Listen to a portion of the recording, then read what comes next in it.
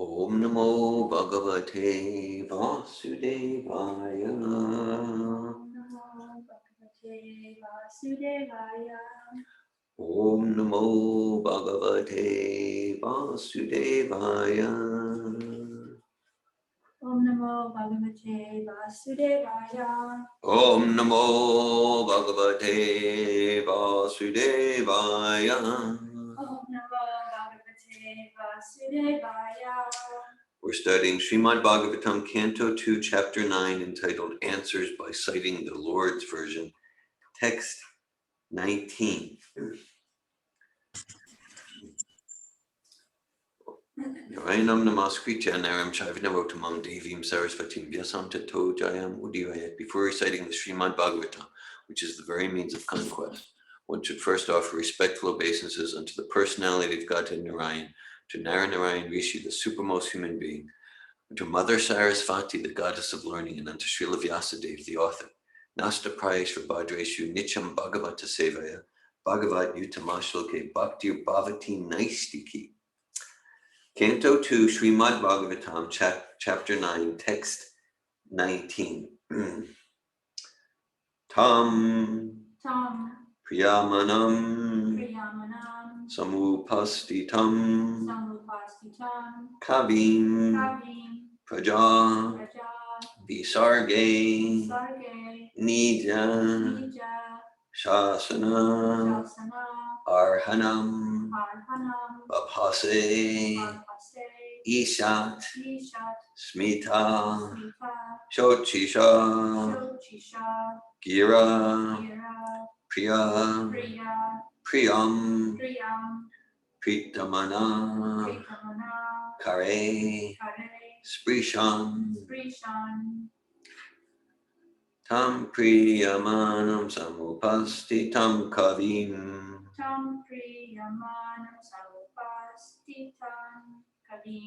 Praja Visarge Nija Shasanarhanam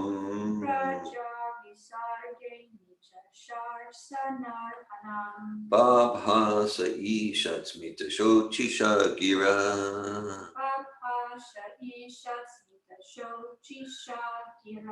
Priya Priyam Pritamana Kare Sprisham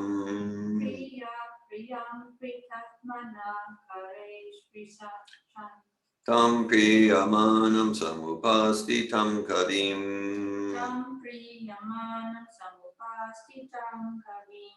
Praja Visarge Nija Shasanarhanam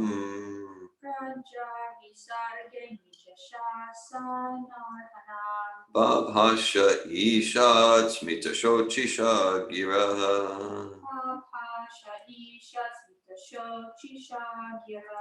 Priya Priyam Pritamana Kare Sprishan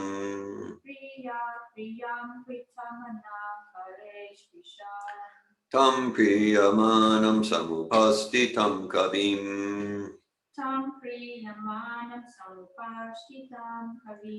Praja Visarge Nija Shasanarhanam Babhasha Ishat Smita Shochisha Gira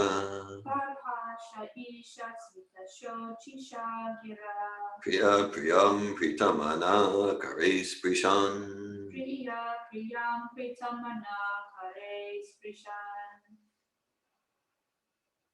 Tam Priyamanam Samupastitam Kavim Tam Priyamanam Samupastitam Kavim Raja Visarge Nija Shasanarhanam Praja Visarge Nija Shasanarhanam Babhasha Ishat Smita Shochisha Gira Babhasha Isat Smita Shochisha Gira Priya Priyam Pritamana Kare Sprishan Priya Priyam Pritamana Kare Sprishan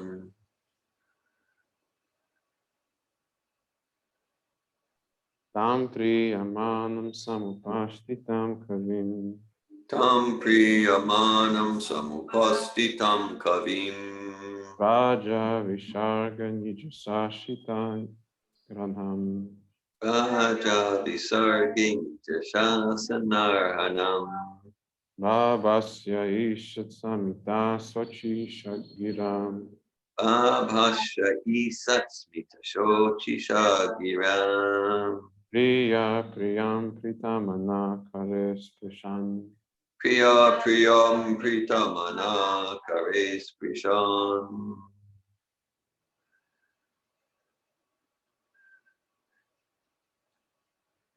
Okay, we'll go to the word for word. Tam, Tam, unto Lord Brahma, unto Lord Brahma, Priyamanam, Priyamanam, worthy of being dear, worthy of being dear, Samupastitam, Samupastitam, present before, present before, Kavim, Kavim, the great scholar, the great scholar, Praja, Praja, living entities, living entities, Visarge, Visarge, in the matter of creation, in the matter of creation, Nija, Nija, his own, his own, Shasana, Shasana, control, control, Arhanam, Arhanam, just suitable, just suitable, Vapase, Apase, addressed, addressed, Ishat, Ishat, mild, mild, Smita, Smita, smiling, smiling, Shochisha, Shochisha, with enlightening, with enlightening, Gira, Gira, words, words, Priya, Priya, the beloved, the beloved, Priyam, Priyam, the counterpart of love, the counterpart of love, Pritamana, Pritamana, being very much pleased, being very much pleased, Kare, Kare, by the hand, by the hand, Sprishan, Sprishan, shaking. shaking. Canto 2, Chapter 9, Text 19, translation. And seeing Brahma present before him, the Lord accepted him as worthy to create living beings, to be controlled as he desired. And thus being much satisfied with him, the Lord shook hands with Brahma and, slightly smiling, addressed him thus. Purport by His Divine Grace A.C. Bhaktivedanta Swami Prabhupada. The creation of the material world is not blind or accidental. The living entities who are ever conditioned or nityabada are thus given a chance for liberation under the guidance of his own representative like Brahma. The Lord instructs Brahma in Vedic knowledge in order to diffuse this knowledge to the conditioned souls. The conditioned souls are forgetful souls in their relationship with the Lord, and thus a period of creation and the process of dissemination of Vedic knowledge are necessary activities of the Lord. Lord Brahma has a great responsibility in delivering the conditioned souls, and therefore he is very dear to the Lord. Brahma also does his duty very perfectly, not only by generating the living entities, but also by spreading his party for reclaiming the fallen souls. The party is called the Brahma Sampradaya, and any member of this party to date is naturally engaged in reclaiming the fallen souls back to Godhead, back home. The Lord is very much anxious to get back his parts and parcels as stated in the Bhagavad Gita. No one is more dear than the one who takes the task of reclaiming the fallen souls back to Godhead. There are many renegades from the Brahma Sampradaya whose only business is to make men more forgetful of the Lord and thus entangle them more and more in material existence. Such persons are never dear to the Lord, and the Lord sends them deeper into the darkest region of matter, so that such envious demons may not be able to know the Supreme Lord.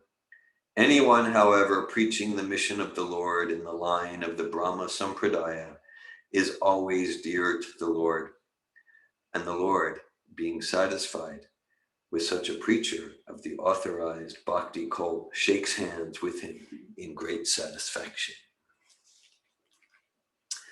Om Ganatimirandasya Gyananjana Shalakaya Chakshur Militam Yena Tasmai Shri Gurave Namaha Shri Chaitanya Manobishtam Stapitam Yena Bhutale Svayam Upakadamayam Dadati Sva Padantikam Vandeham Sri Guru Sri Uta Padakamalam Sri Guru and Vaishnavam Sri Rupam Sagrajatam Saganaraganatam Vitam Tam Sajivam Sadvetam Savadutam Parijana Sahitan Krishna Chaitanya Devam Sri Radha Krishna Padan Sagana Lalita Sri Vishakan Vitam Hey Krishna Karuna Sindhu Dinabandhu Jagatpate Gopisha Gopika Kanta Radhakanta Namostute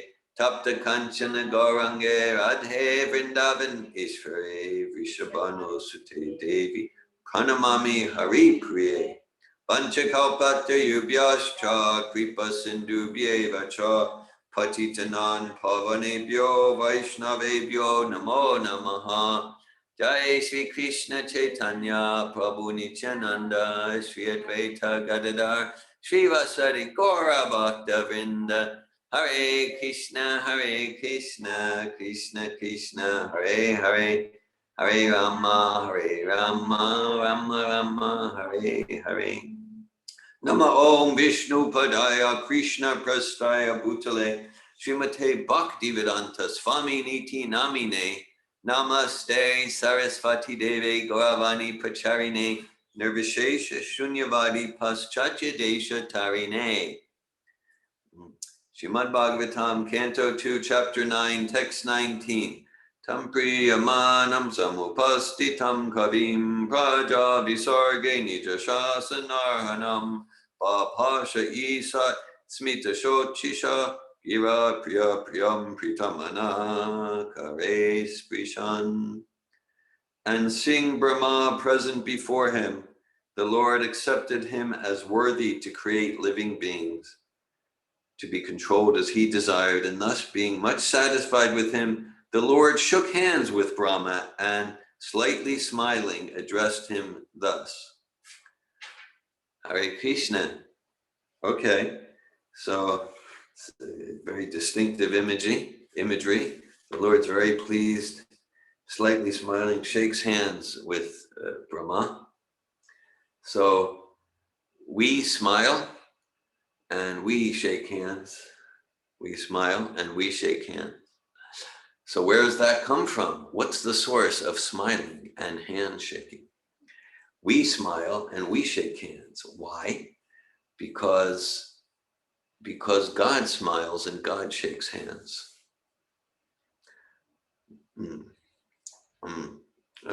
Janmadhyasya yataha, that's where Bhagavatam starts, first verse. So what exists in its effect must exist in its source. In the Old Testament, in the Hebrew, I think, first chapter of Genesis, the Hebrew is B'Tselem Elohim. In modern Hebrew, Tsilum is a photocopy. So man is the photocopy of God. Man is made in the image of God. Humans are made in the image of God. So we can understand something about the Supreme. We can understand something about Source, the Absolute, by studying ourselves. Right? So we're pleasure seeking and Anandamayo Vyasat. So that must come from God. What exists in the effect must exist in the source. We seek affectionate relationships. So what's the source of that? The Supreme Personality of Godhead. The Supreme Personality of Godhead. We shake hands. We like to dance and eat and serve and have houses and vehicles and animals. And okay, so the source of all of this is the Supreme Personality of Godhead. So by studying the effects ourselves, we can understand something about the source. Now at the same time, so we are talking about the form of the Supreme Personality of Godhead here, pleased with Brahma, shaking hands, smiling. So we could mistakenly think that, well, if Brahma's seeing the form, well, one way we could think is that, yes, well, like as sometimes said, well, if God exists if God exists, then let him appear before me right now, right now. Okay? I don't see him or her. Yeah? Okay. So, okay. So in other words, like, if I don't see something, it must not exist. There's a lot of foolishness there because we could list millions of things we don't see, yet we are completely convinced they exist. We don't see atoms, we don't see Tibet, we don't see radio waves, but we have full trust that they exist. So no one actually believes. I only believe what I can see. So even if like someone even if we wanted to see someone in this world, let's say, I said, well, if the governor of Florida or the president of the United States, if they really exist, let him appear before me right now. No, it doesn't work. Even with like an ordinary person of this world, if we wanted to see the governor of Florida, we could see the governor of Florida. There is a way, there is a method. We need to convince the secretary or the secretary of the secretary that we have a good reason to have a half-hour meeting with the governor of Florida or the CEO of Coca-Cola. And then, I mean, there is a process, and that's the point. There's a process. So Brahma followed a process. He followed a process. He followed the regulative principles of freedom, performed austerity with great devotion, great commitment, and then he qualified himself to have audience with the Supreme Personality of Godhead. So one mistaken conception is, well, if I can't see it, it doesn't exist. Nonsense. And another mistaken conception would be, well, if someone like Brahma is seeing the form of the Supreme Personality of Godhead, then that form must be limited, like this form and the form of this table and the form of my friends and like that. Okay. So whereas like form exists here in the material realm, yes, the source of that is spiritual form, and spiritual form is unlimited. Spiritual in absolute means there's no difference between the form and the person.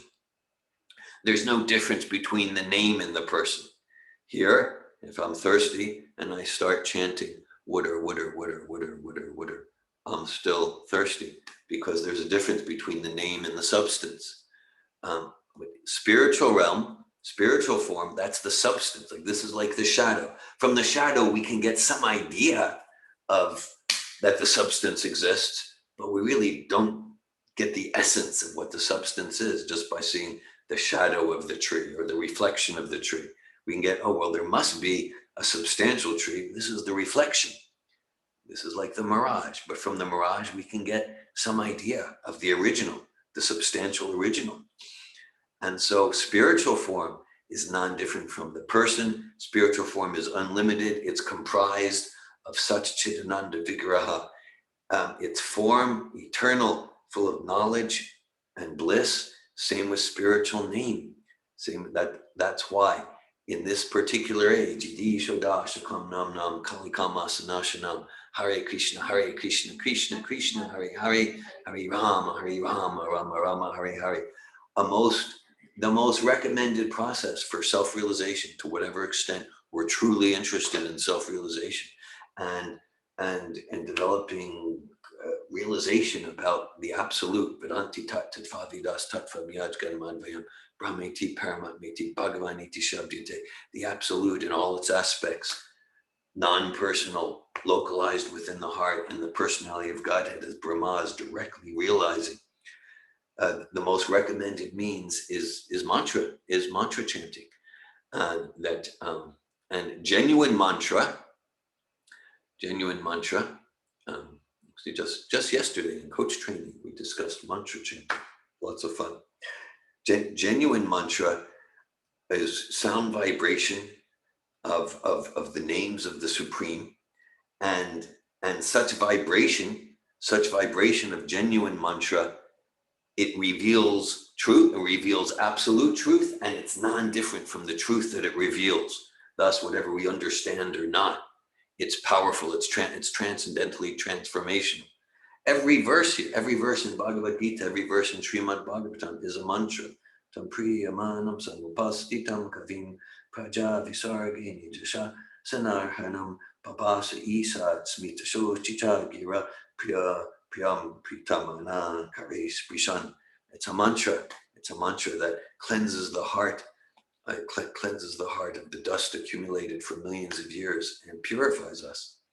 And so genuine, authentic mantra chanting, as we discussed yesterday in the morning program, genuine chanting of the names of the Supreme, the names of God, in any language is going to be purifying. Prabhupada would often stress, you have some name of God, and you like to chant that, chant that. We're not saying you have to chant Hare Krishna Mahamantra, but chant some names of God. It's the most recommended process to develop love of God, if that's what we want.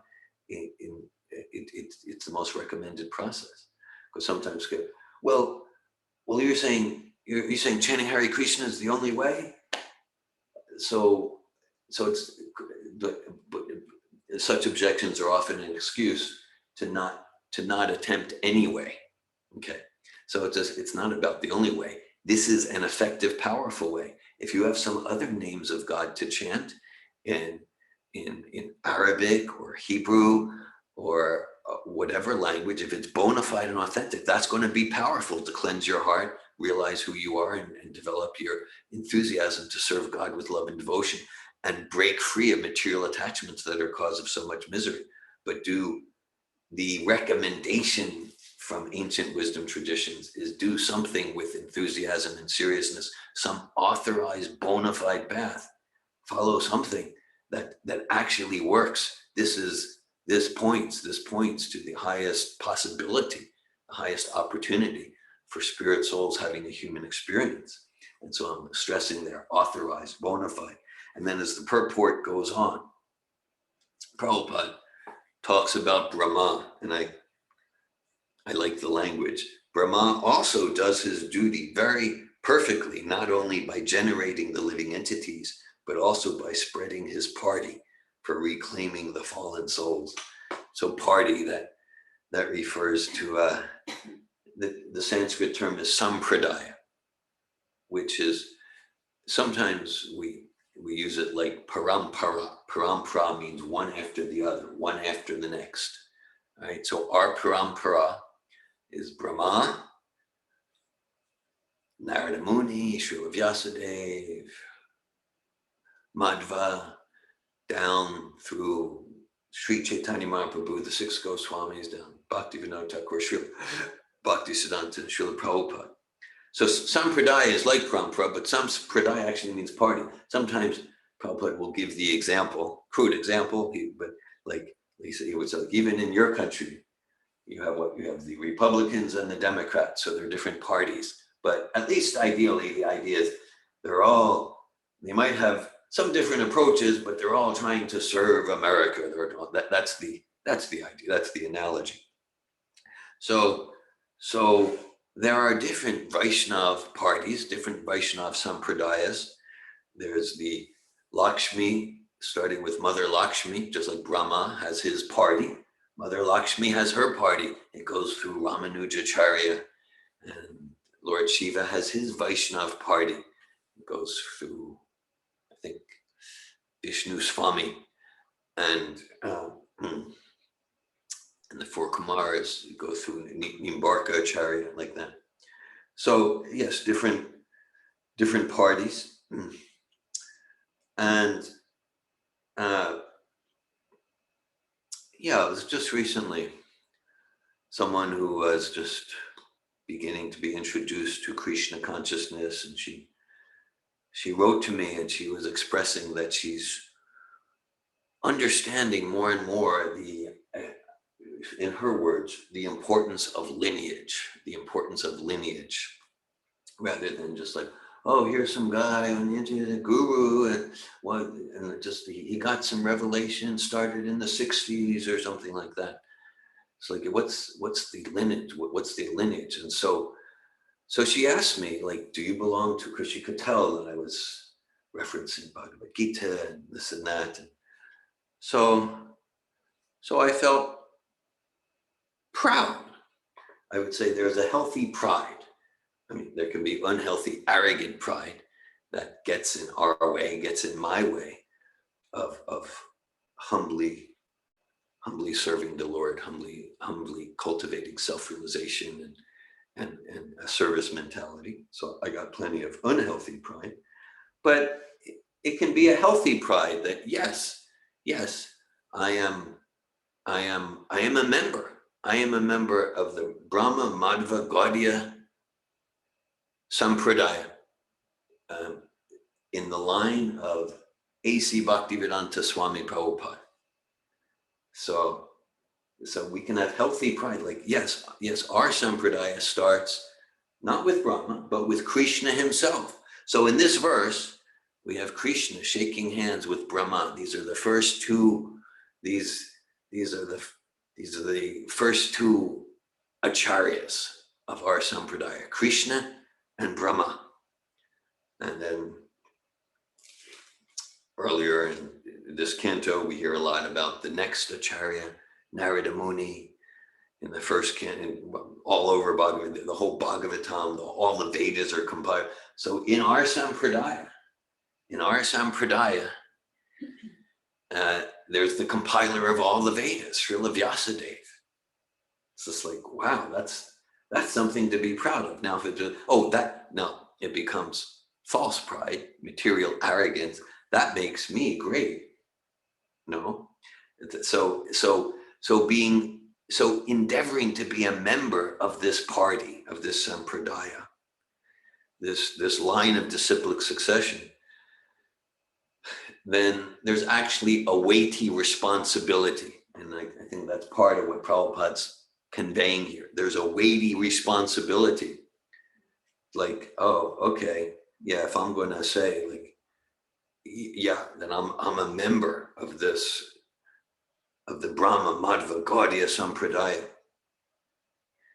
Then, oh, okay, there's a heavy responsibility there. And then we can be moved to humility that I'm really doing very poorly in fulfilling that responsibility, in representing Lord Chaitanya, in representing Brahma and Krishna and Srila Prabhupada and Srila Bhaktisiddhanta. Now, so just like there's healthy pride and there's arrogant pride, so there can be healthy humility. Like, actually, I'm doing very poorly. I lament at how poorly I'm doing in representing this glorious parampara, which I'm proud to be a part of. I'm proud to participate in the parampara, in this. I'm proud to participate in it, and I'm lamenting that my efforts are so meager and weak and feeble.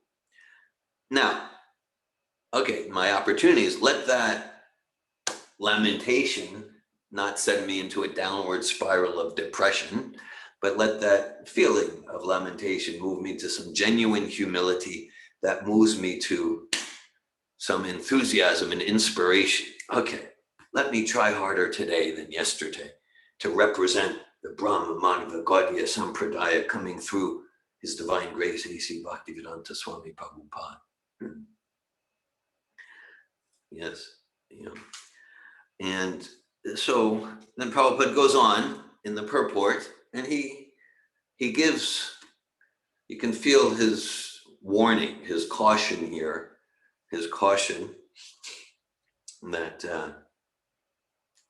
maybe even some transcendental anger. He writes, there are many renegades from the Brahma Sampradaya whose only business is to make men more forgetful of the Lord and thus entangle them more and more in material existence. So Prabhupada doesn't say here specifically who he's referring to. In other places, I would say he does. He gets more specific. He gives not necessarily names of individuals, but names of groups and things like that. So So the principle here is Prabhupada's, because what he's indicating is that in the name of this truly glorious line of spiritual teachers and followers, and then a sincere follower then becomes an empowered teacher. An empowered teacher is always a sincere servant of their teacher. This is the Parampara principle. So Prabhupada's saying, unfortunately, in the line of this sampradaya, in the line of this parampara, there are some who in the name of bhakti yoga, Krishna consciousness, they're actually giving pseudo-spiritual forms of sense gratification. And you can feel like Prabhupada's disgusted about that. And he's like cautioning us, don't fool for that nonsense. Don't be fooled. Don't fall for bogus stuff in the name of this glorious sampradaya. Don't be illusion. Don't let material desires get muddled and mixed with spiritual desires, and then Prabhupada would often quote his spiritual master, Srila Bhaktisiddhanta, who said, this is the society of the cheaters and the cheated. Okay. So if we've gotten cheated in any field, including spiritual life, in quotes, if we've gotten cheated, sure, it doesn't, there's no justification for those who are cheating. At the same time, we can look, okay, what was it within me that attracted getting cheated in the name of spiritual, in the name of personal growth or whatever? What was it in me that attracted that? Not to shame ourselves, but to learn to be in self-discovery, So there's Prabhupada cautions us, Shruti Smriti Purinadi Panchvatra Vidim Vida Akenti Harer Bhaktir Utpataya Vikalpate. That even if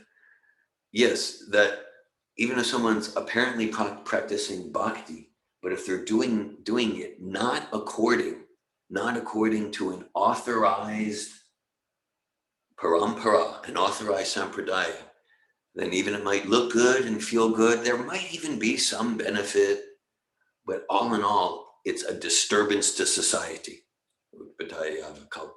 It's a disturbance to the individual and to society. So we want to be sure, we're encouraged to check out our hearts and see, okay, am I cheating? Do I have a propensity to cheat others in the name of helping them, in the name of spiritual life, even in the name of bhakti yoga? Okay, or to what extent am I sincerely wanting to represent an authorized sampradaya like the Brahma Madhva Gaudiya sampradaya? Now, I'm saying things like to represent an authorized sampradaya like the Brahma Madhva Gaudiya sampradaya in the line of Srila Prabhupada. So like in principle, there are other authorized sampradayas. There are. Okay, we mentioned some of them earlier in this class. Practically speaking, I don't know, here we are in, most everyone here is in Florida, some from Europe there. Okay, practically speaking, where are we in the world? This is really it. I mean, sure, we could try to find someone from the Sri Sampradaya who's bona fide, and they do exist on the planet, but practically speaking, something special and that's not to be neglected or underestimated about this sampradaya is that Sri Krishna himself appeared in this sampradaya in the form of Sri Chaitanya Mahaprabhu. He appeared in the form of his literary incarnation Vyasadeva. And then through this Gaudiya Sampradaya, Srila Prabhupada brought it around the world. Prativiti Atiyata Nagaradi Ram Sarvatra Prachva Hoibe Moranam. It was predicted hundreds of years ago that the Sankirtan movement founded on the chanting of Hare Krishna, Krishna Krishna, Hare Hare, Hare Rama, Rama Rama, Hare Hare. This is going to spread to every town and village on the surface of the globe. And many thought that's metaphorical, like, well, it means, I guess, every village in India or something. No, but our Sampradaya Acharyas, Bhaktivinoda Thakur, Narottam Das Thakur, Bhaktisiddhanta, no, they had a vision. No, this means Russia. This means Europe. This means Africa. This means Florida. This means England. They had that vision, and Prabhupada was the empowered Acharya to bring it to the West with power, and so we get to connect there. And then Prabhupada, he's referencing some verses in Bhagavad Gita. No one is more dear than the one who takes the task of reclaiming the fallen souls back to Godhead. So right towards the end of Bhagavad Gita, texts 69 and 70 of chapter 18, Krishna says, there's no one more dear than me. There's no one more dear to me than one who shares this sublime, the one who shares this sublime philosophy, not just philosophy, yet philosophy and the process through which to realize the truths of this philosophy.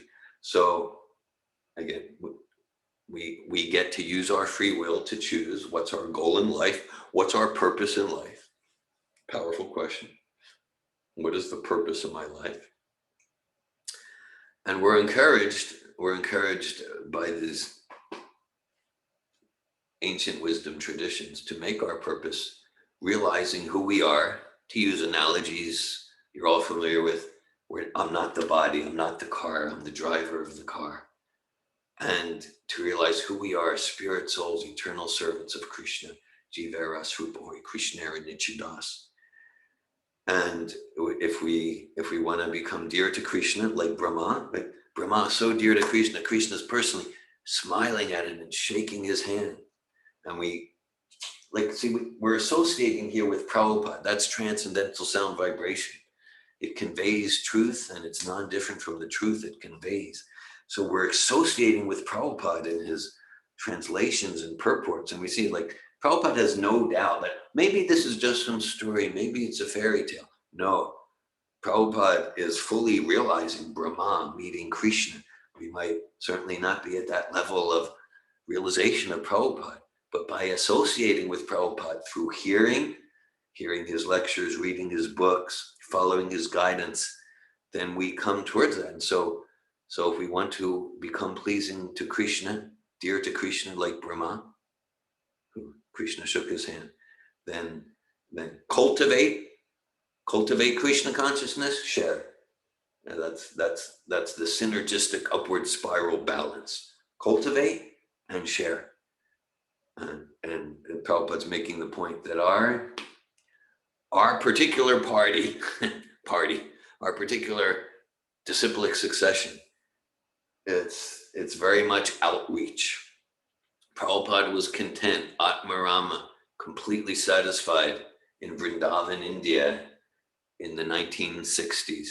He had no personal reason, but at the age of 70, he gets on a rough ship to cross the Atlantic, had 2 heart attacks on the way. He had no personal reason to do that other than to serve this auspicious, glorious line of teachers, and to serve his spiritual master Bhaktisiddhanta, to share this.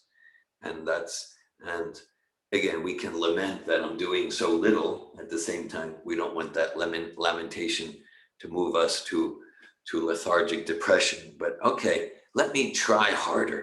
Let me give more effort to accept some of this burden of responsibility. Srila Prabhupada, he's feeling responsible that the whole world will be relieved of material suffering. This is spiritual compassion through this process of Krishna consciousness.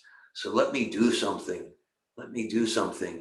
as feeble as my efforts may be, let me do something with some enthusiasm, Utsanishja Daya Tata Karma Pravartana, to take on my shoulders some of Prabhupada's burden, some of the burden of Lord Brahma. Because we hear here that, see, Brahma, his service is to create the whole universe, not to just create a yantra rudani maya, not just to create a machine made of material energy for the sake of it, but so that the whole purpose of the universe, it's called Durga. Srishti Stiti Pralaya Sadhana Shaktireka Chaiva Yasya Bhuvanani Bibharti Durga Ichana Upamapi Yasya Tatesa Govindamadi Purusham Tamaham Bhajami. Durga, Kali, different names. So she's a great demigoddess, and she's in charge of the material world. And the material world, Durga means fortress, it means prison house. So this is like the prison house of existence. Now, ideally, the purpose of a prison house isn't like primarily to punish and hurt. Primarily, ideally, the purpose of a prison house is to rehabilitate. So Brahma, he kind of constructs this prison house. Durga, Kali, she's like the warden of the prison. And the idea, it's all about compassion, to give us an opportunity to use this lifetime, to use these bodies, to use the material energy, to realize this is not my home. I'm like a fish out of water here. Let me join, let me enter into my eternal nature by practicing devotional service while in this very body. Kamana Manasagira and Nikilas Vapivastasu Jivan Muktasa Uchite. Srila Rupa Goswami describes that we can experience Vaikuntha, we can experience spiritual form, spiritual bliss, ever increasing spiritual ecstasy, even while within this body. We don't need to wait till this body dies. How? By using this body, using our resources, using our words, using our mind in devotional service. And that's what it means to spiritualize the world. That's what it means to spiritualize the world. Other attempts to help, if they're rajasic or tamasic, even if we feel good about ourselves because we're helping, we're actually doing more harm than good. If they're sattvic, Prabhupada describes, there's some good. And real help, really getting at the root of all anxiety and suffering and misery and pulling it at the root and replacing it with the natural ecstasy of the soul. That means cultivating the art and science of transcendental devotional service and sharing it with others. So cultivate ourselves, then we're filled up with medicine, to use that metaphor. We're filled up and we share with others. Both. So like we hear from Prabhupada, we come to discussions like this, classes like this, read Bhagavad Gita, read Srimad Bhagavatam and share. Not like in the name of sharing, I'm out there, I'm doing outreach. There was one devotee many decades ago, and he was a very active and successful in sharing. And then at the same time, like he was not chanting 16 rounds per day. He wasn't chanting japa, which is a key point. But his rationalization was, I'm a warrior for Srila Prabhupada, like Arjuna. Arjuna didn't chant japa. I mean, maybe he did, but anyway. So the mind can trick us in so many ways. Anyhow, not surprisingly, after a few months or a year, that Prabhu was no longer active in sharing. He took his life in a different direction. And then, as far as I can see, a few decades later, he's coming back and he's rigorously following Prabhupada. So to fill ourselves up with medicine, with a strong morning program, and throughout the day connecting with chanting Hare Krishna, reading Srila Prabhupada's books, hearing Prabhupada's lectures, and creating an alert for opportunities to share. And then in that way, we become dear to Krishna, and Krishna shakes our hand and slightly smiles at us. Precisely. So this verse reads, it's text 19, chapter 9, canto 2. Tam Priyamanam Samupastitam Kavim Prajabhisarge Nija Shasanarhanam Babhasya Isad Smitashoti Shagira Priya Priya Pritamana Kares Prisham. And seeing Brahma present before him, the Lord accepted him as worthy to create living beings to be controlled as he desired. And thus, being much satisfied with him, the Lord shook hands with Brahma and, slightly smiling, addressed him thus. Hare Krishna. Thanks for your attention and listening. I welcome at this time if anyone would like to share any comments, insights, or realizations, or ask any questions.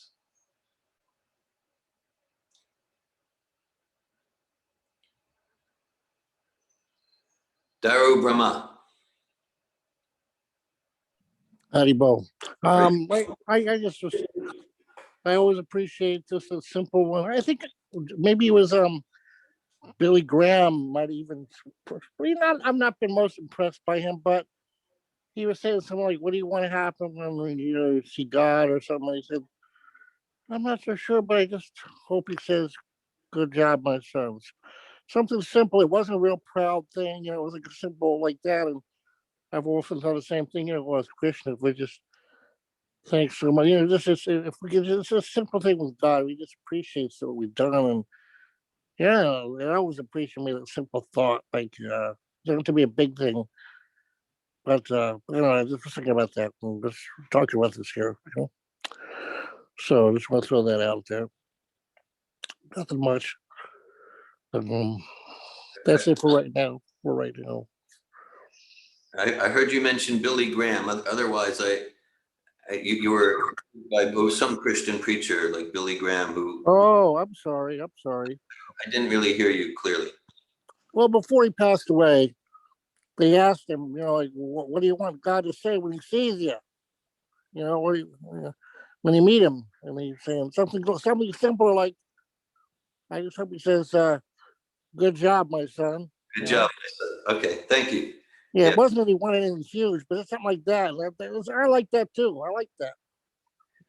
Thanks for sharing. Yeah, it does touch my heart to hear that too. I hear you're not saying you're quoting exactly, but they asked Billy Graham.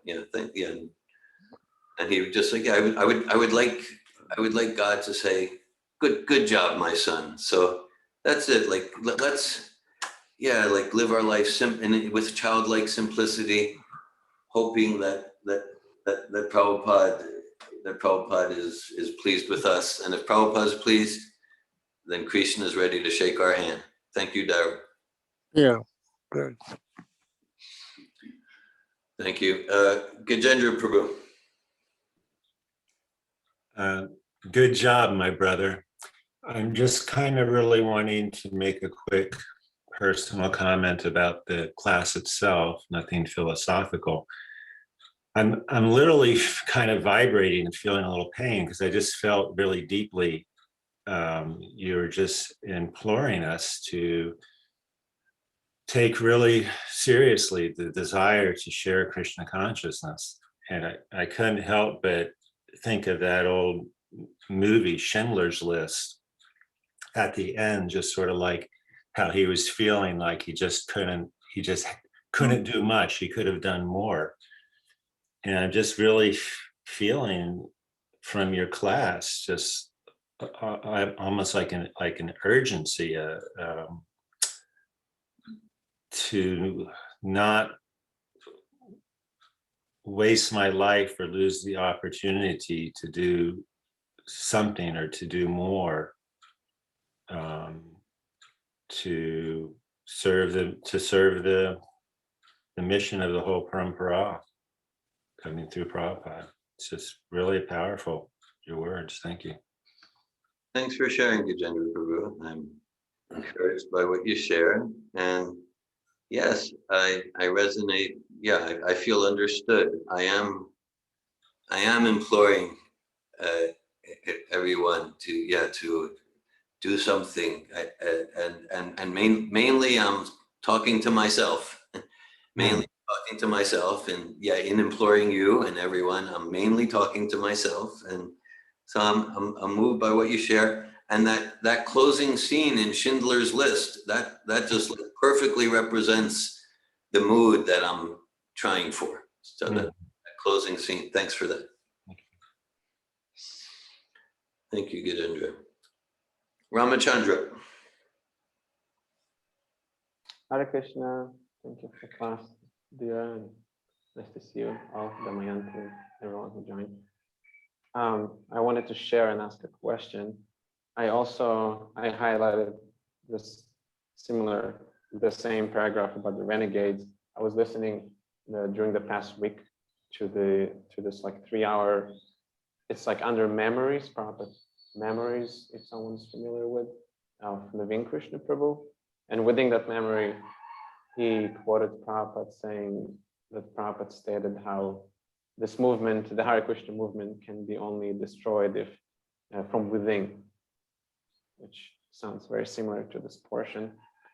And my question is, and I asked that yesterday actually over our coaching course that I'm taking with you, but I thought to ask it again to get maybe more depth into that answer. I noticed like when clients come to me in my coaching practice, and it's something that is evident like in the past few weeks, how they searching, like you mentioned, some people do search for a concrete spiritual path and a practice, a structure, a bona fide spiritual master. And I find myself like when they do ask me for like direction in that, or like even like directly ask for a specific practice, I just find myself not confident of presenting my own spiritual lineage in that context, like considering that, oh, it should be just secular, or it should not have to do anything with my spiritual upbringing. And I was wondering if you have any suggestions how to like be more confident in sharing and not push anything really. Okay, thanks for sharing. Thank you, Ramachandra. Yeah, in that caution warning session of the purport, Prabhupada, sure, we can take that as looking at this group there, that group there, and to some extent, or mainly, yeah, Prabhupada's cautioning us about contaminating, disturbing, confusing influences, even or especially within what is apparently his own movement. So and our own heart. So yeah, so it's not just out there, but it's here. And even till 1977, Prabhupada saw so many forms of deviation in the name of Prabhupada. And yeah, so we want to be cautious and alert and know where to take shelter and where not. And then otherwise, yeah, so Krishna speaks the whole Bhagavad Gita to Arjuna, and at the end he says, Yate chasi tataku, he says, now do as you wish to do. So there's no force, there's no coercion. If it's force, coercion, if there's based on fear, repression, manipulation, it's not spiritual. So it's based on voluntary exchange. And so, yeah. So, okay, so the idea of like the coach or the counselor is neutral. That's nonsense. Okay, just thought to make that point. Now, there's a sense in which it's true, and there's a sense in which it's nonsense.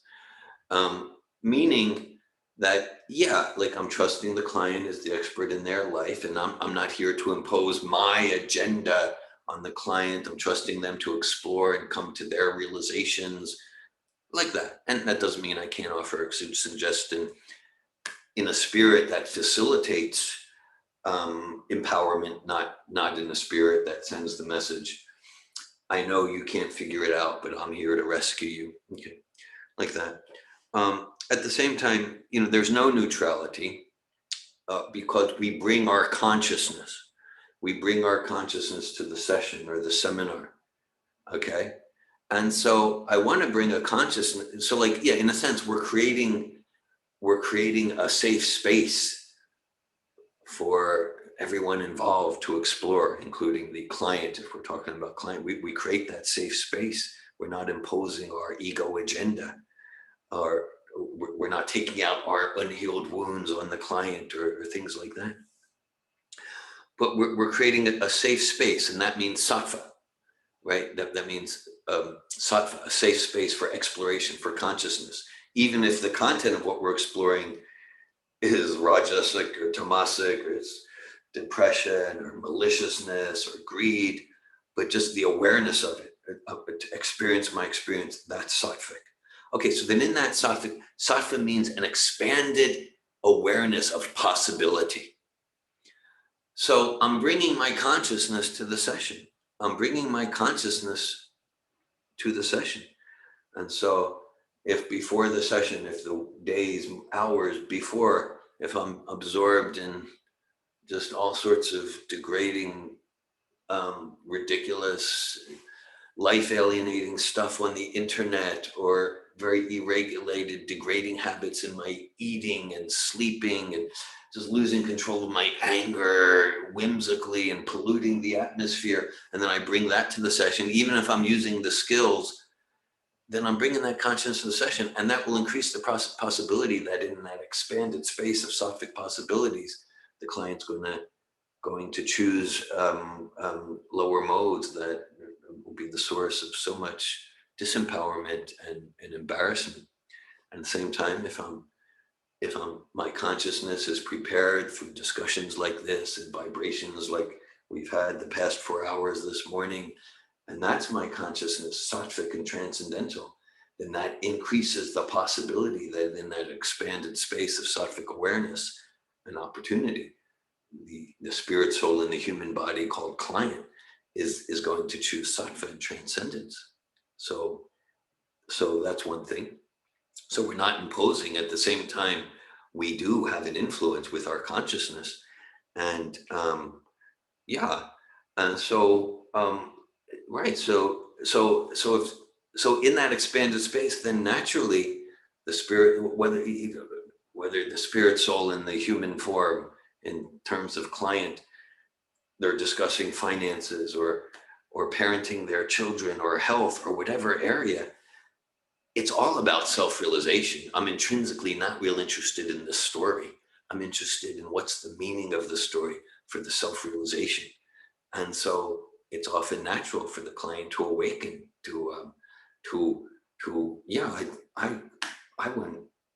I see the value. I see the value in dedicating myself more to a process of distinguishing reality from illusion, and so in that space, oftentimes clients they say, well, they ask me, do you have a practice? As you know, Ramachandra, we met in person for the first time in Montreal in 2017.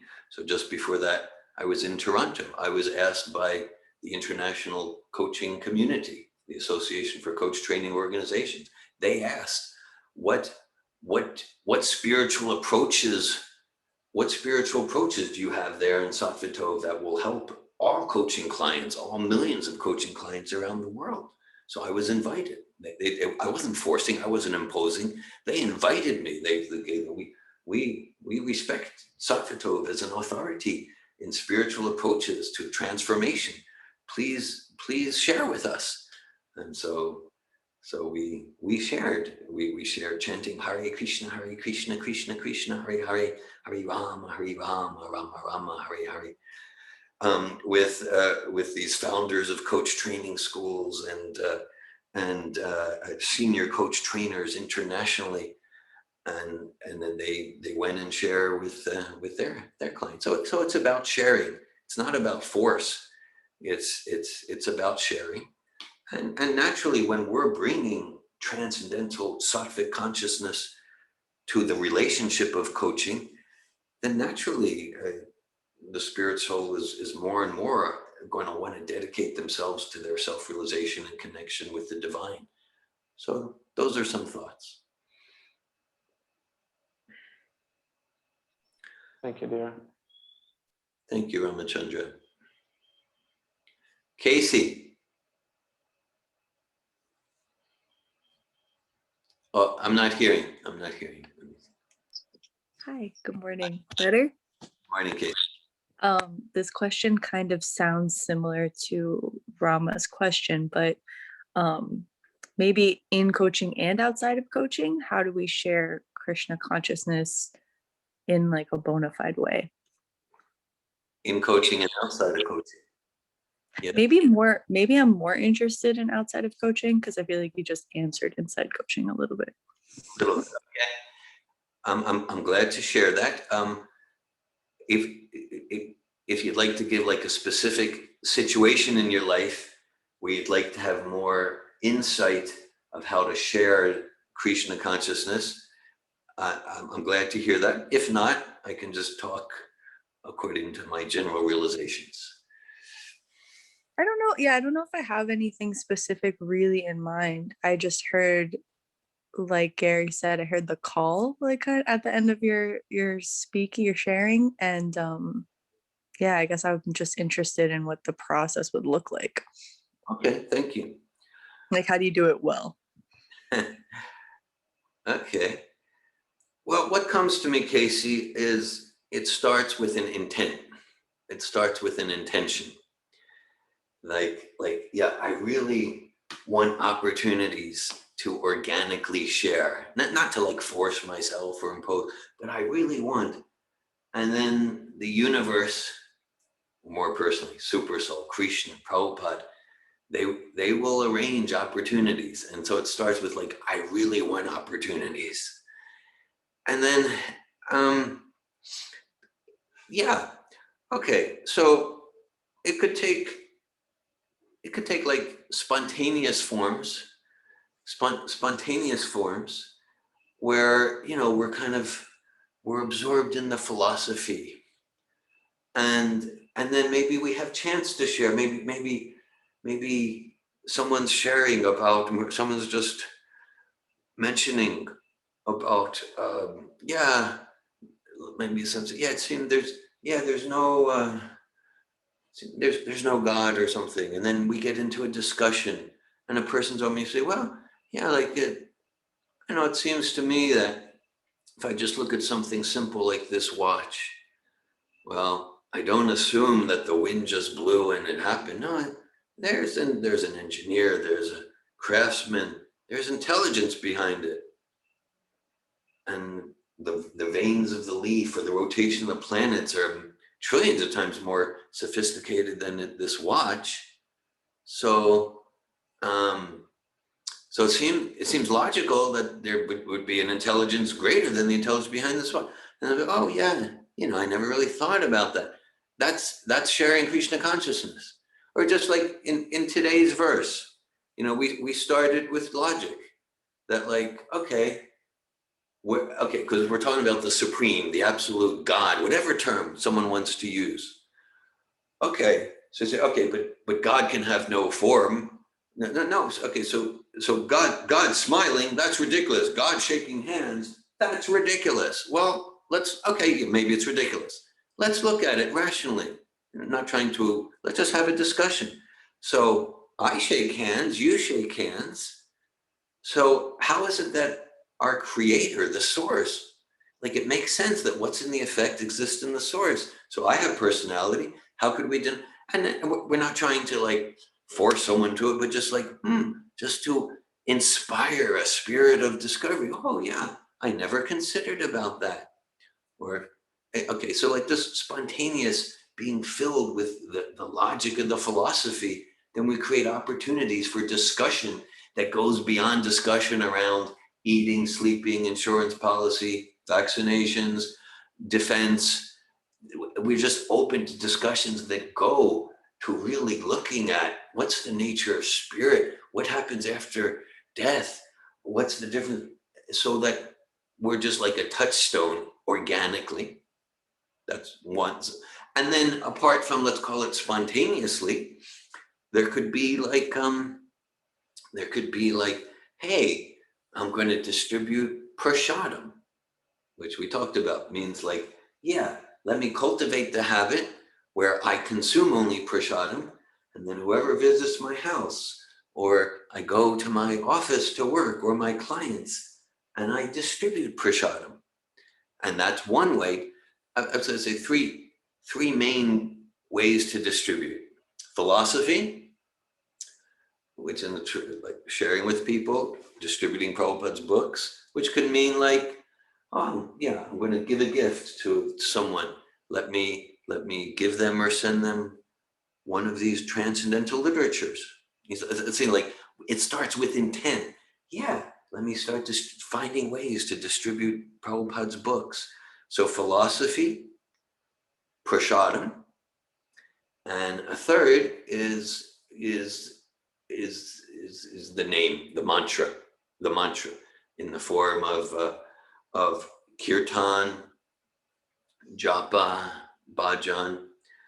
So we can organize programs in our home. I know these days, home is not as in person as it used to be, but organize programs on internet. Yeah, we had, what was it? This was about 2.5, 3 weeks ago. And it was Prampara and Rohini, Patrick and Rebecca Magnum and their sons, Leni and Jonah. And so they were at Rebecca's parents' place in Connecticut. And so they were visiting there. So they organized a program. They invited me online to talk about Bhagavad Gita. And it was a wonderful program for Rebecca's parents to be introduced to Krishna consciousness. So organizing programs where there's sharing of philosophy, prashadam, chanting Hare Krishna, japa, kirtan, and just being spontaneously ready to create and embrace opportunities to share with people. Because even if someone opens up to, yeah, oh, not my body. I never really thought about that. So I'm not just a collection of molecules, but I'm that irreducible quanta of consciousness. Well, that's an idea. I don't know if I believe that, but that's an idea. That's Bhagavad Gita. We're distributing Bhagavad Gita just to move someone to awaken to these questions. So when you speak about sharing philosophy, I have two reactions. One is that you were saying to share from the lineage, so that it's bona fide information. And then the other one was when you were speaking about logic. And I know we've talked in our sessions kind of about like maybe opening ourselves for that, like kind of being a clear vessel for that transcendental knowledge to come through, and kind of trusting, the little intuitive hits there.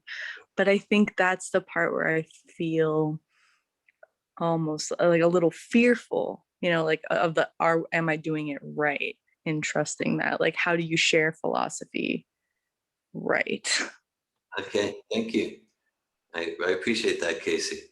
Yeah, how do we know that in sharing we're representing properly in a rigorous way this authorized lineage? So it's a very good question, and that requires, well, it's important to be very regularly connected with Prabhupada. He's our current link. Prabhupada's the current link to the lineage. So to be regularly connected with Prabhupada, reading his books, hearing his lectures, and to be regularly connected with Prabhupada, and then we know. Then each day, each year, we know more and more, and we know what is. This is completely resonant with the lineage. This is like 80% with some sort of deviant speculation. This is completely off, and so to stay connected with Prabhupada, he's our current link to the lineage, and feel free to ask questions. So and I know, like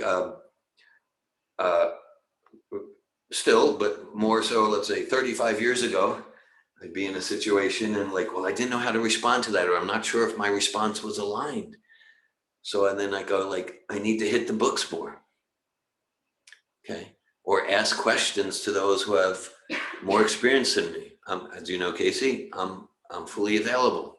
Like if you're in a situation, go, well, I said that, I'm not sure if really that was aligned.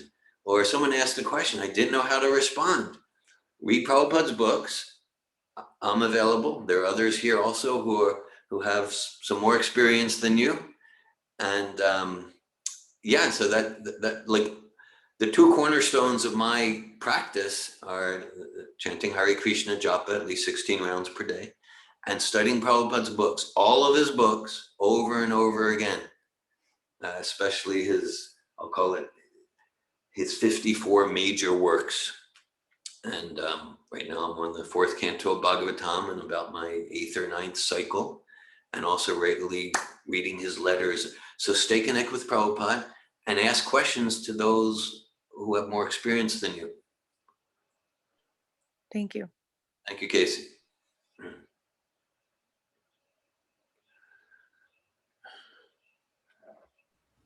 Okay. So Can you speak about the place of speaking from realization? yes, I will. Okay. Yes. So thanks for that, Malini.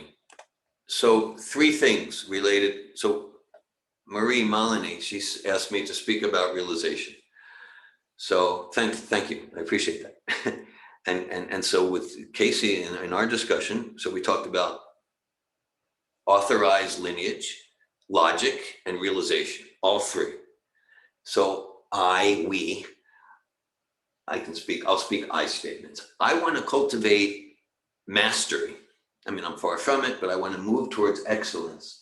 That any aspect of this Bhakti Yoga philosophy, I want to be effective and impactful in sharing it based on referencing Prabhupada, referencing Vedas, based on logic, and based on my personal experience, So all 3 are important. And then intuition, Casey, you mentioned intuition. Intuition means though, okay, with this person or with this group, I think what's mostly effective is focus mainly on logical rational presentations. With this group, I think what's going to be most resonant is share my personal experience. You know, I've personally been chanting Hare Krishna mantra for 38 years, at least 2 hours per day, and like I look forward to it every day. Okay, with maybe there are other groups where quote verses from the Vedas to emphasize the importance of mantra, of chanting the names of God. Or let's say something like the difference between spirit and matter. All right, so we can quote. So we want to be able to reference the lineage. Krishna himself says in Bhagavad Gita, "Hinosmin yata dehe komaram yavanamjara tata dehantara praptir tirasta tranamuyati." As the embodied soul continually passes in this body from childhood to youth to old age, the soul similarly passes into another body at the time of death. So that's lineage. Okay, same principle, distinction between soul and body. Let's do it from logic. Okay, because some people go, well, you just quoted some language, I don't know. What's that supposed to mean for me?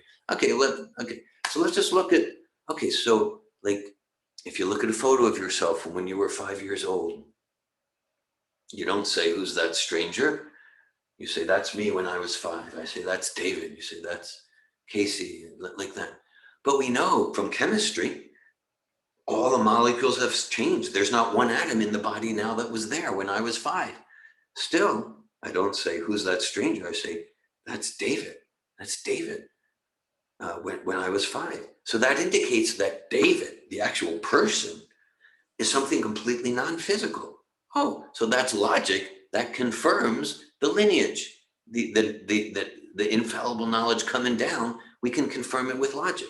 And then personal experience, I can say, I don't have grand personal experience, but by practicing this process of bhakti yoga with some seriousness for 38 years or so, I'm experiencing myself as a transcendental spirit soul. My personal experience, and that's joyful. I've got many mountains to climb to be more fully realized, but I can say that each year of my life, I'm experiencing myself as the spirit soul in the body and not the body. And that's very joyful. So sharing for any aspect, share our personal realization, logic, and quote lineage. Thank you for that prompt, Malini.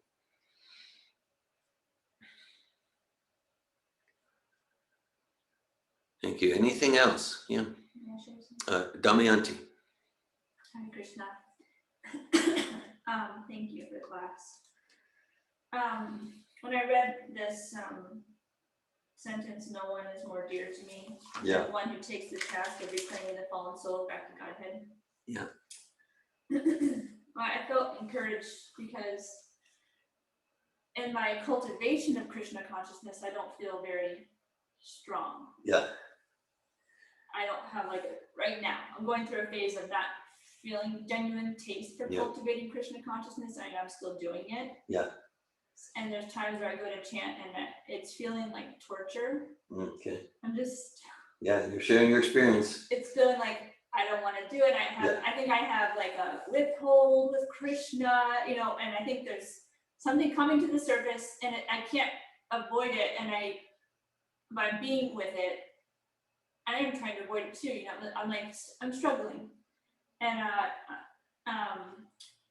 but I'm not having any struggle with faith.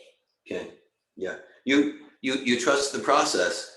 You trust the process. You're experiencing struggle in following the process. You're disciplining yourself to do it. Still, you aren't faithful in the process. You're faithful. Yeah, I'm not experiencing any doubts. Yeah. I think I feel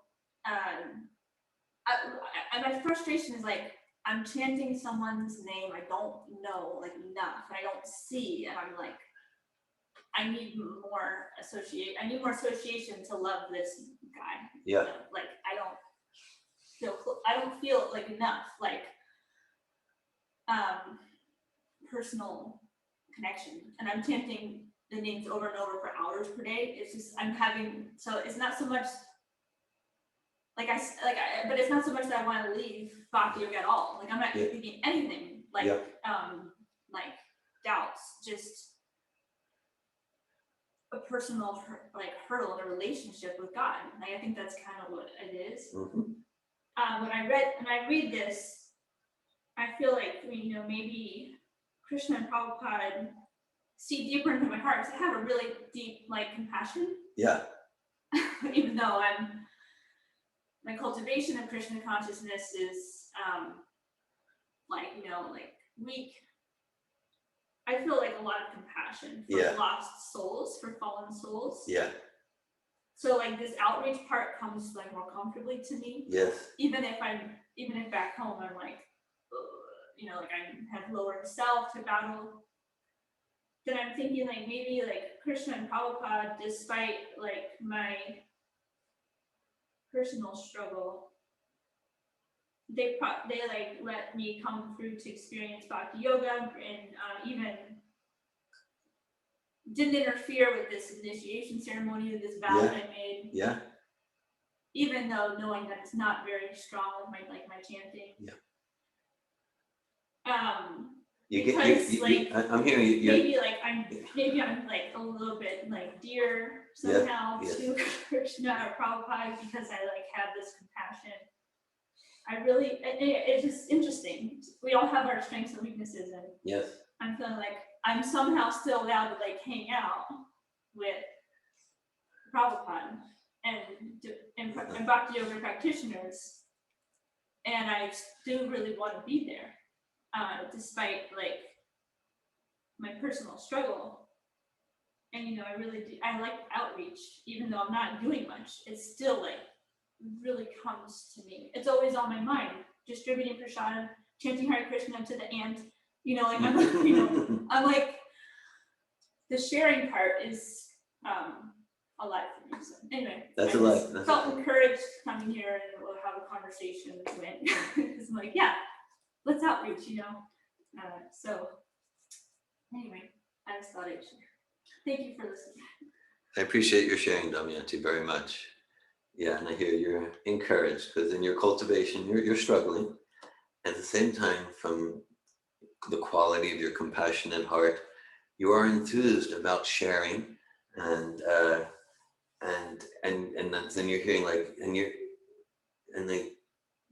you're becoming dear to Krishna and Prabhupada just by that enthusiasm to share, and like because that's there for you, that's alive for you, and you see like, yeah, that's these are major verses in the Bhagavad Gita. Where right towards the end, Krishna says, yeah, the one who's most dear to me is the one who's sharing this sublime process, and like, so this is touching your heart, and it's encouraging you in your path. Yeah, I still want to qualify. I'm not doing much to share, but there's times where I have, and I still feel that calling, you know. And also, I wanted to add, what was I going to say? I don't remember. Something else. If it comes to me, I'll say it. Thank you, Damayanti. Thank you. Thank you all for your presence, association, and enthusiasm for spiritual life. Srimad Bhagavatam ki. Jai. Srila Prabhupada ki jai. Hare Krishna. Jai. Hare Krishna. Thank you, everybody.